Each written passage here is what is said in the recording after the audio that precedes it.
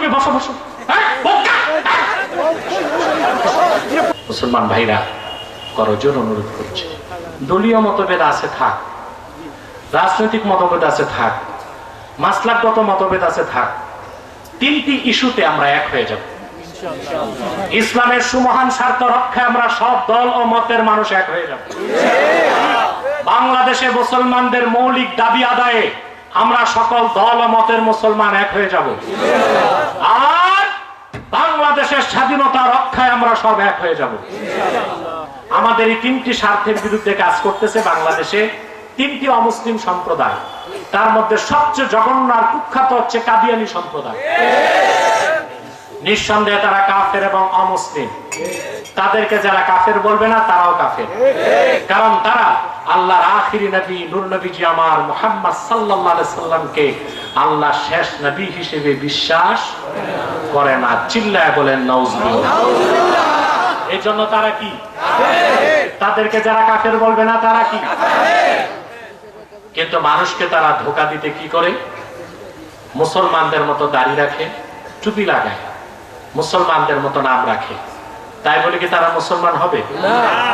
কথা বলেন না। দাড়ি রাখলে কেউ যদি মুসলমান হতে পারত, তো রবীন্দ্রনাথ ঠাকুরের চেয়ে বড় মুসলমান কে? সে কি মুসলিম ছিল না অমুসলিম? টুপি লাগালে মুসলমান হওয়া যায়? ভারত পার্লামেন্টে দেখবেন যারা হিন্দু কংগ্রেসের এমপি তারা লম্বা টুপি লাগায়, কারণ ওদের নেতা নেহেরু টুপি লাগাইতো লম্বা, ঠিক কিনা? তাই বলে কি তারা মুসলমান হবে? কথা বলেন। নাম রাখলে মুসলমান হওয়া যায়? এক শয়তান বোতলে পেশাব করে উপরে নাম লেখছে শরবত, ওটা কি শরবত হবে? ভিতরে কি? তদ্রুপ কাদিয়ানীরা কাফের এবং অমুসলিম। আব্দুল আউয়াল আব্দুল সামাদ, মুবাশশির আলী কবির চৌধুরী, শাহরিয়ার কবিরা, নিঝুম মজুমদার, এইসব নাম রাখার দ্বারা তারা মুসলমান হতে পারে না। আমার ভাইরা, আমার বন্ধুরা, আমার আল্লাহ ও নূর নবীজি আমার মুহাম্মদ সাল্লাল্লাহু আলাইহি সাল্লামের ইসলাম ও কোরআনের হাজার হাজার হাজার বছর পরে বর্তমান ভারতের কুখ্যাত পাঞ্জাবের কুখ্যাত গুরুদাসপুরের কুখ্যাত কাদিয়ানে ইংরেজ আমলে এক শয়তান নিজকে নবী দাবি করছে। চিল্লায়া বলেন নাউজুবিল্লাহ। ওই শয়তানটার নাম রাখছিল তার বাপ মির্জা গোলাম আহমদ কাদিয়ানী।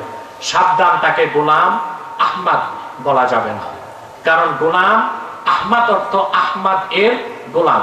কোন কাফের কোনদিনও গোলাম আহমদ এর গোলাম হতে পারে না।